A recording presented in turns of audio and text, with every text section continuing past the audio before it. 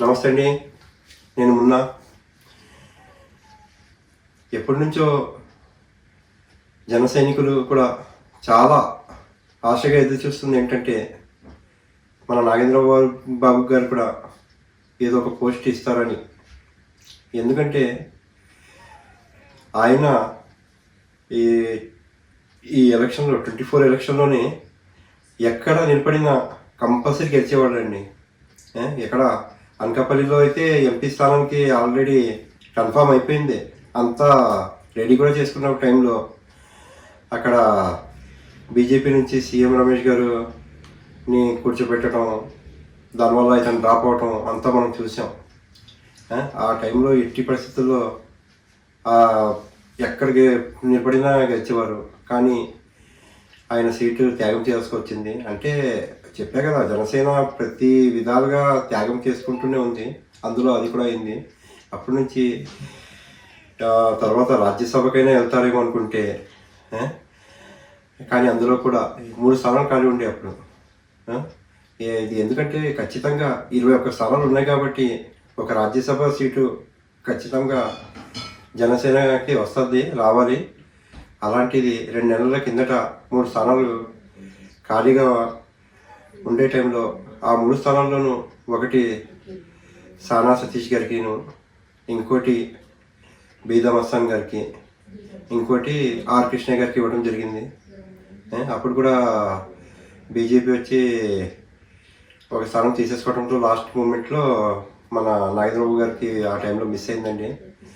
ఇప్పుడు దాని తర్వాత ఏంటంటే పవన్ కళ్యాణ్ గారు క్యాబినెట్లో తీసుకోవాలని ప్రపోజల్ పెడితే చంద్రబాబు నాయుడు గారు కూడా ఒప్పుకున్నారు. అలాగే అన్నారు. ఇక ఒక నెలలో మన ఇది ఎమ్మెల్సీ సీట్లు 4 ఖాళీ ఉన్నాయి కాబట్టి అందులో స్థానం ఇచ్చి తర్వాత క్యాబినెట్లో తీసుకుందామని ఆలోచన పెట్టారు. అంతా బాగానే ఉంది. అదే సమయంలో ఇప్పుడు ఒక రాజ్యసభ సీట్ ఖాళీ అయిందండి. అదేనండి మన సాయి గారిది, విజయసాయి రెడ్డి గారిది.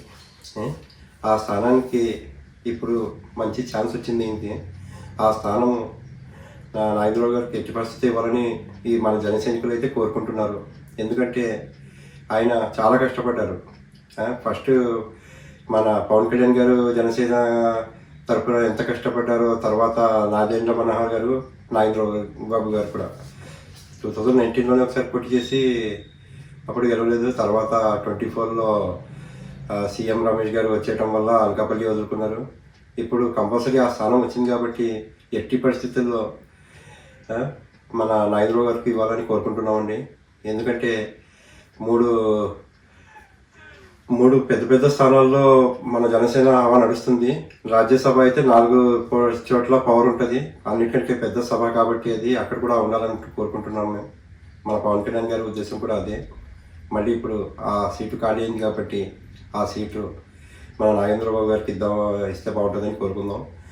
ఆ సీట్కి ఏంటంటే బీజేపీ ప్లానింగ్ చిరంజీవి గారిని కూర్చోబెడదాం అన్నట్టు ఆలోచిస్తున్నారు. కానీ మన చిరంజీవి గారు అయితే నేను డైరెక్ట్ రాష్ట్రపతి అయితేనే ఒప్పుకుంటాము అది. కానీ ఇలా కాకుండా ఆ పోస్టు మన నాగేంద్రబాబు గారికి ఇస్తే చాలా హ్యాపీ. ఇదే కోరుకుంటున్నానండి. Thank you. ఈ వీడియో నచ్చితే కనుక లైక్ చేయండి, సపోర్ట్ చేయండి, సబ్స్క్రైబ్ చేయండి. Thank you very much. Thank you.